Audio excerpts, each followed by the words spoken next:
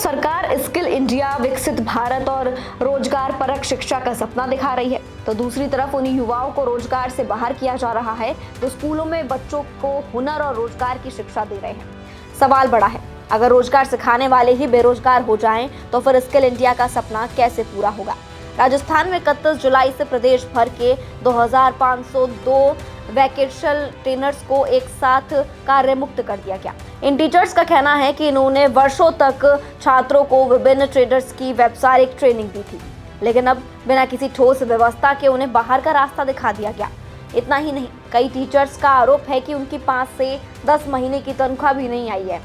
इस फैसले के बाद हजारों परिवारों के सामने रोजी रोटी का संकट खड़ा हो गया। विशेषज्ञों का कहना है कि न केवल अपने रोजगार के लिए संघर्ष कर रहे हैं, बल्कि इसका सीधा असर उन विद्यार्थियों पर भी पड़ेगा जो व्यावसायिक शिक्षा के जरिए अपने भविष्य को संवारने की तैयारी कर रहे थे। इस पर हमारे संवाददाता की एक खास रिपोर्ट देखिए। राजस्थान में अच्छे स्कूल हैं, स्किल इंडिया का मूवमेंट का नारा भी है, व्यावसायिक शिक्षा देने की एक अच्छी पहल भी हो रही है। लेकिन सबसे बड़ी बात है कि जो लोग बच्चों को अच्छा प्रशिक्षण देकर उन्हें कौशल विकास में आगे बढ़ाते हैं, वही आज बेरोजगार हुए पड़े हैं। यहाँ पर ये नज़ारा देखिएगा, ये सभी वो लोग हैं जो कि बच्चों को सरकारी स्कूलों में कक्षा 9 से अगर 12 तक की बात करूँ तो वहाँ पर वोकेशनल ट्रेनिंग देते हैं, यानी कि बच्चे वहाँ पर पढ़कर रोजगार मेले में जाएं और अपने लिए एक अच्छे भविष्य का चुनाव कर सकें। लेकिन आज ये लोग अनशन पर बैठने को मजबूर हैं। यहाँ पर आप पीछे 2 लोग देख सकते हैं, ये पिछले 3 दिनों से भूख हड़ताल पर बैठे हैं और शायद इनके इस भूख हड़ताल का कारण और इनके इस आंदोलन का कारण सुनकर आप भी चौंक जाएंगे, क्योंकि अब मैं इन्हीं से बातचीत कराता हूं कि आखिरकार ये क्यों मजबूर हो गए हैं शिक्षा संकुल यानी कि राजस्थान के एजुकेशन डिपार्टमेंट के सबसे बड़े दफ्तर के बाहर बैठ के इसी तरह प्रदर्शन करने का। भाई साहब, क्या नाम है आपका? हेमंत सिंह चौधरी। हेमंत जी, कितने पढ़े लिखे हैं? मैं एमसीए किया हूँ। एमसीए? यस। उसके बाद भी ये आंदोलन करने की नौबत, क्या वजह? यही सर, मैं जैसे 2015 से कार्यरत हूँ और जो सरकार की पॉलिसी के अनुसार कि भारत को एक विकसित करना है तो उसके हिसाब से रोजगार बढ़ाना है, स्किल देनी जन व्यक्तियों को, और तो जो उनकी रीढ़ की हड्डी है, जो नौजवानों को स्किल देना है, उन्हीं को महीनों से वेतन नहीं देना, जो जॉब सुरक्षा वो प्रोवाइड नहीं होना। हम स्थायी नीति की मांग करते हैं जिससे हमारा भविष्य सुरक्षित हो और हम अच्छे से और सेवा दें। और मैडम, क्या नाम है आपका? अर्चना व्यास। अर्चना जी, क्या सरकार ने या जो एजेंसी, मतलब आपकी नियुक्ति सरकार के जरिए होती है या किसी प्राइवेट एजेंसी की? प्राइवेट एजेंसी के थ्रू होती है सर। तो अभी आप काम कर रही हैं स्कूल में? अभी हम 31 जुलाई तक थे, अभी वो ख़त्म हो गया टेंडर। तो बार बार यही होता है सर, लेते 3 में, अभी जैसे कि पूरा सत्र निकल गया, 3 महीने 2 महीने, अभी 1 महीने का किया था रिन्यूअल। तो सर ये नहीं चाहिए हमें कि 2 महीने बुलाए, 1 महीने बुलाए, फिर घर बिठा दे। इसकी कोई गारंटी है कि अगले साल एक्सटेंड होंगे? सर कोई गारंटी नहीं है इसकी। तो मतलब इतने पढ़े लिखे होने के बाद, नौकरी मिलने के बाद भी नौकरी छिन रही है? सर वही है, और सबसे बड़ी समस्या हमारे सामने सैलरी की है सर। जैसे कि मैं एक सिंगल महिला हूँ, अब जैसे 11 महीने हो गए जैसे हमारी सैलरी नहीं आई है। 11 महीने से मैं क्या तो मैं खाऊं, क्या मेरे बच्चों को खिलाऊं और कैसे उनको पढ़ाऊं। आज का जो महंगाई है वो देखते हुए कैसे घर चलाएं सर हम। आप भी? जी सर। कहाँ हम सर मैं भिलवाड़ा से हूँ और हमारी सबसे बड़ी समस्या सैलरी से लेके है सर।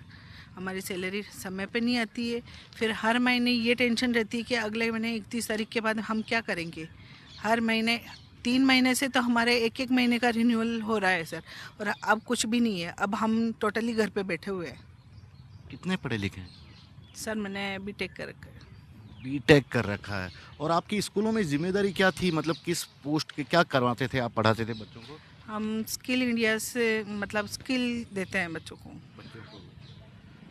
ये कुछ और लोग हैं। भाई साहब, आप कितने पढ़े लिखे हैं? सर मैं बीटेक कर रखी है, सिविल इंजीनियर हूँ, सिविल इंजीनियरिंग कर रखी है मैंने। सवाल देखिए, मैं आपसे पूछ रहा हूँ, बीटेक करने के बाद भी ये वाली नौकरी, कोई खास वजह थी इसके पीछे? सर सोच तो ये है कि बच्चों को हम अच्छा स्किल दे सके, अच्छा प्रोग्रेस करके बच्चों को आगे बढ़ा सकते थे सर। तो हमारा ही भविष्य अंधकार में है। अब तो 31 तारीख को हमें घर बिठा दिया गया है। अब कोई भी, ना कोई सरकार सुनने को है, ना कोई अधिकारी सुनने को है हमारी। पेमेंट मिल रहा था जो हर महीने? सर मेरी 12 महीने से सैलरी नहीं है। 12 महीने बहुत ज़्यादा वक्त नहीं होगा? किसी को बताया? सब काफ़ी बार बता चुके हैं सर। यहाँ से हमारे काफ़ी बार अधिकारियों ने कंपनियों को लेटर निकाल दिया है भाई इनकी सैलरी दो, पर कंपनियों ने कुछ भी नहीं सुना, आज दिन तक कुछ भी नहीं रेस्पॉन्स दिया। और मेरे साथी जो ऑफिस गए थे, IISD से हूँ मैं, BT भरतपुर लगा हूँ। वैसे मैं मेरा होम डिस्ट्रिक्ट सवाई माधोपुर है, मैं भरतपुर है, तो सर वहाँ भी हम रेंट से रह रहे हैं, तो वहाँ रेंट का कैसे वो करे, मैनेज कैसे करें? क्या क्या चीज़ें बच्चों को आपके ये जो पूरे लोग हैं ये लोग पढ़ाते थे स्कूलों में? क्योंकि सरकारी स्कूलों की हालत तो सब जानते हैं, किताबी ज्ञान, पास हो जाओ, रिजल्ट ला दो तो काफ़ी था, ये वाला था। उसके बाद स्किल इंडिया जो शुरू हुआ, बड़ी भूमिका थी आप लोगों की। सर जी, इसमें सबसे पहले बच्चों को एक कम्युनिकेशन सब्जेक्ट आता है। हम सबसे पहले बच्चों को कम्युनिकेट करना सिखाते हैं कि भाई आप मान लिया कोई आपको कोई सवाल पूछा जाता है, आप उसका आंसर किस प्रकार से दे सकते हैं। और उसके बाद में उसमें वो सारे सब्जेक्ट आते हैं जो आने वाले समय में आपको और हुनरमंद बनाते हैं। और उसके बाद हम वो लोग हैं जो मान लिया कि वहाँ पर कोई साइंस का टीचर नहीं होता है, मैथ का टीचर नहीं होता है, तो मैथ भी पढ़ाते हैं, साइंस भी पढ़ाते हैं। हम वो लोग हैं जो मल्टीपल काम करते हैं। उसके बाद भी हमारे यहाँ कोई मान सम्मान नहीं। वर्तमान में ये स्थिति है, आप देख रहे हो कि भाई कितने लोग यहाँ पर एक इस वेल एजुकेट होने के बाद भी अपनी मांग रखने धरने पे बैठ के, ये शर्म की बात है राजस्थान सरकार के लिए। कितना आप लोग पढ़े लिखे हैं? मैं आपकी बात कर रहा हूँ। सर हमें बीटेक है और हम उस क्षेत्र से आते हैं जहाँ से ये जो हमारा एरिया यहाँ से 700 किलोमीटर दूर पड़ा। हम बार बार यहाँ आ रहे हैं, लेकिन हमारे शिक्षा मंत्री जी, मुख्यमंत्री जी बोल तो रहे हैं कि भाई अग्रणी राजस्थान बने। कैसे अग्रणी राजस्थान बनेगा जब आप जो शिक्षकों का मान सम्मान आप कर नहीं रहे हो, और जो बच्चे वैश्विक शिक्षा लेके आज वो बिना शिक्षक पढ़ाई करें, तो कोर्स कैसे पूरा होगा, कैसे विकसित भारत बनेगा? ये देखिए बड़ा सवाल है, कैसे विकसित भारत बनेगा, क्योंकि इनकी जो जिम्मेदारी थी बच्चों को हुनरमंद बनाने की। लेकिन कहाँ से आए आप? सर मैं भरतपुर से आया हूँ, सुनील कुमार। तो भरतपुर तो अपने मुख्यमंत्री जी का इलाका है। सर फिर भी तो वहाँ पे सारी बातों को दरकिनार किया जा रहा है, शिक्षकों का कोई सम्मान नहीं किया जा रहा। क्योंकि हम इस प्रोजेक्ट के अंदर आए थे कि हम बच्चों को हुनरमंद बनाएंगे, उनको वोकेशनल एजुकेशन देंगे, उनकी स्किल्स को सुधारेंगे कि गेस्चर किस तरीके से करना, पोस्चर, पर्सनालिटी डेवलपमेंट। तो प्रैक्टिकल ट्रेनिंग भी कुछ पढ़ाया जाता है, जैसे ये बीटेक है, हो सकता है इलेक्ट्रॉनिक से जुड़ी कोई चीज़ें? सर मैंने बीटेक कर रखा है, ऑटोमोबाइल इंजीनियरिंग से हूँ सर। मैं बच्चों को जैसे इंजन के बारे में समझाना, उनको चेसिस क्या होता है, ये सारी चीज़ें थ्योरेटिकल के साथ साथ हम प्रैक्टिकल भी समझाते हैं। उसके बाद उनका असेसमेंट लेते हैं, बाहर से जो अदर स्टेट से असेसर लगाए जाते हैं वो उनके असेसमेंट लेके जाते हैं। और हमारी जो बोर्ड परीक्षा है उसमें भी उनके मार्क्स काउंट होते हैं। जब उन सारे सब्जेक्ट के लिए स्थायी टीचर हो सकते हैं तो हम क्यों नहीं हो सकते सर?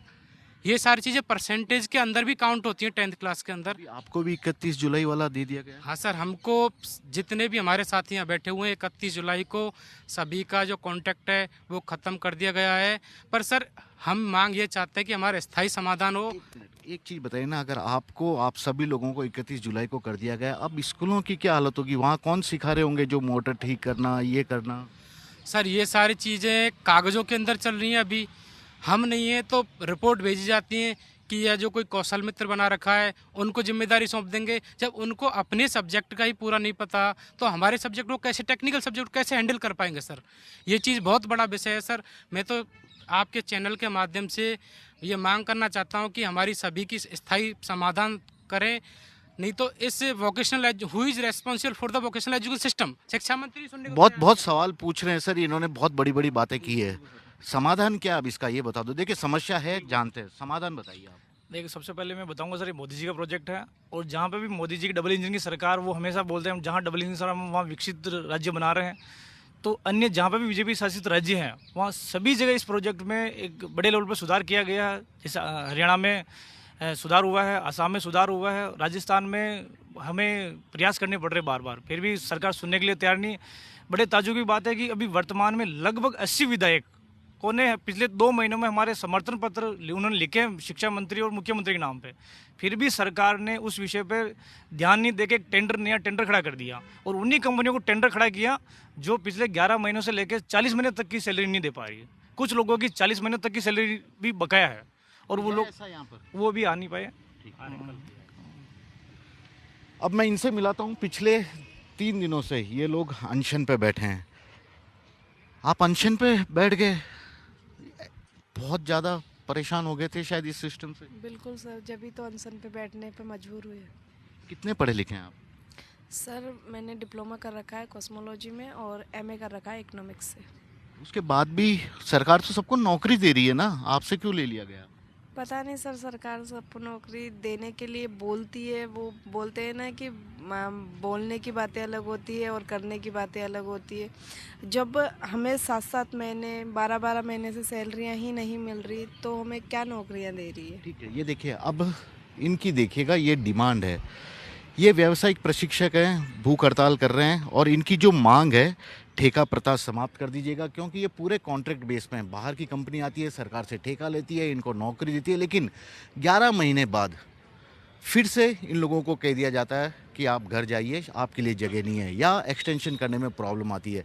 सैलरी ये कंपनियां नहीं दे पाती, क्योंकि इन कंपनियों का ये कहना है कि सरकार से पैसा नहीं मिल रहा। सरकार कह रहा है आपका हमसे कोई लेना देना नहीं, आप प्राइवेट कंपनी से आए हैं तो उन्हीं से मांगिए। बीच में कश्मकश में लटके हुए हैं। बकाया मानदेय का तत्काल भुगतान, क्योंकि जब 5 से साल भर तक या इससे भी ज़्यादा वक्त की अगर किसी की सैलरी अटक जाती है, न केवल उसकी, उसके घर परिवार की चिंता समझी जा सकती है। ये शायद सरकार को भी समझना चाहिए और इस तरह से कंपनियों को भी समझना चाहिए कि क्या हालत हो रही होगी। बीच सत्र में प्रशिक्षकों को बेरोजगार करना बंद कर दीजिए। देखिए, अभी स्कूल शुरू हुई है और स्कूल के एक नया शैक्षणिक सत्र शुरुआत हुई है और ये सत्र शुरू हुआ है। शुरू होने के साथ ही अब इनको निकाल दिया गया है, यानी कि बच्चों को कक्षा में पढ़ाएगा कौन, सबसे बड़ा सवाल है।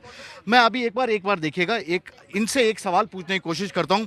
आप में से बीटेक पढ़ा हुआ कौन है? एक बार हाथ ऊपर खड़ा कर सकते हैं। बीटेक किस किस ने कर रखा है? ये देखिए, बीटेक करने वाले खाली, ये ठीक है, ये इतने लोगों ने यहाँ पर बीटेक कर रखा है। इसके अलावा यहाँ पीजी पोस्ट ग्रेजुएट करने वाले कुछ, ये आप देखिएगा, सरकार बार बार बोलती है कि हम आपको पढ़ लिख लीजिएगा, नौकरी दिलाने की गारंटी हमारी, लेकिन इनसे काम छीन लिया गया है। अब एक और सवाल पूछूंगा, पिछले 3 से 4 साल से लगातार इस प्रशिक्षण जो स्कूलों में आप पढ़ाने का काम कौन कौन कर रहे थे? ये देखिए, ये सभी थे और अब सारे, ये हाथ देखेगा, और अब इनको कह दिया गया कि आप घर चले जाइए, आपके लिए नौकरी नहीं है। ये हद पराकाष्ठा, चाहे आप इसे कुछ भी कहिएगा, संवेदनहीनता कही जा सकती है, क्योंकि इनके पास एक्सपीरियंस भी है, पढ़ाने का नॉलेज भी है। इसके अलावा ये केवल अपने व्यावसायिक पाठ्यक्रम को नहीं पढ़ाते, बल्कि कई सारे स्कूल में जो कोर्स होता है, साइंस का टीचर नहीं आता है, मैथ्स का टीचर नहीं आता है, वो पढ़ाई भी ये लोग करवाते हैं। और अभी इन्हें कह दिया गया कि आप घर चले जाइए 31 जुलाई, यानी कि आपका वक्त पूरा हो गया है। कैमरामैन विक्रम सिंह भाटी के साथ श्रीवत्सन, जयपुर न्यूज़ 24।